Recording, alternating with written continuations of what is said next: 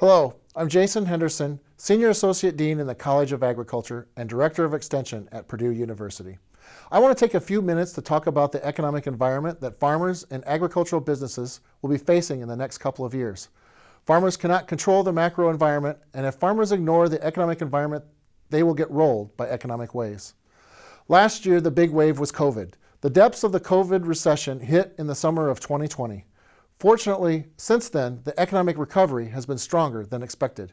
For example, last year, world GDP fell 3.5%, much better than forecasted, and the same for China and the U.S. economies, where both nations had stronger than expected growth at the end of last year. The rebound is expected to continue this year and slow and ease a little bit back to trend growth in 2022. For example, world growth is expected to rise 5.5% this year and ease to 4.2% next year. Similar patterns of growth in China and the U.S. are expected to emerge. So what does this mean for agriculture? I think over the next couple of years, I expect there to be solid economic gains, and these gains will not be strong enough to spur inflation. As a result, interest rates will remain low. The Federal Reserve has already made statements of low interest rate expectations through 2023. Now, solid growth and low interest rates tend to be good, but not great for agriculture. Farmers are asset rich and cash poor. Low interest rates underpin high land values. Low interest rates also make debt cheap. And the side effect is the incentive for farmers to use collateral and debt to finance agricultural investments, which I expect to rise this year. As a result, the primary risk for agriculture could be debt accumulation, and a similar risk exists for the economy and the government.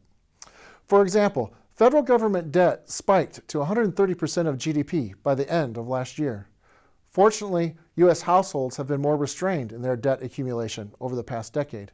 But rising government debt levels have raised concerns about leverage both in the U.S. and globally. Rising government debt levels has sparked the conversation regarding debt and has shifted that conversation from a focus of debt levels to debt service.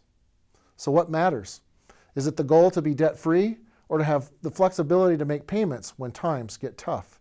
And as the 1980s taught agriculture, the key is interest rates and when will they rise? So let's start by looking at the Federal Reserve. The Federal Reserve balance sheet shown here is the printing press. And by 2014, the Fed had a balance sheet of $4.5 trillion. In 2019, the Fed started to draw down the balance sheet, but quickly changed course with the recession and pushed its balance sheet to $7 trillion last year. Why? Well, for me, the key is to look at the ability of the U.S. economy to perform at its maximum potential.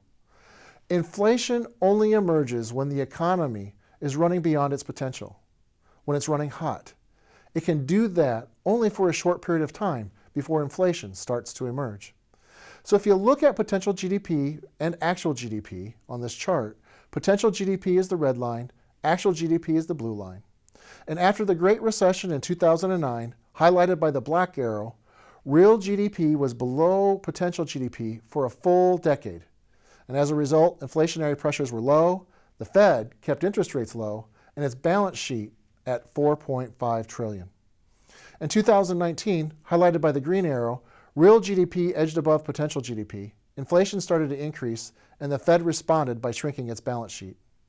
Then in last year, the COVID recession hit, actual GDP dropped well below potential, and the Fed boosted its balance sheet. When will actual GDP reach its potential? If you look at the forecast, probably not until 2024, highlighted by the green star. This is another piece of evidence that agriculture could face an economy that is growing over the next couple of years, but below its potential. Agriculture could face a low inflationary environment with low interest rates, a recipe for good, but not great economic opportunities for agriculture. Will agriculture leverage the farm in this scenario, but not in this good but not great scenario with low interest rates and high land values? These conditions will change when U.S. growth reaches its potential. Right now, it is government stimulus that is driving this growth, and the U.S. and the world has a tough decision. How to inject the economy with stimulus to spur growth, to reach our economic potential, without spiking the debt burden and higher interest rates. It reminds me of Goldilocks. Not too hot, not too cold, but just right for U.S. agriculture.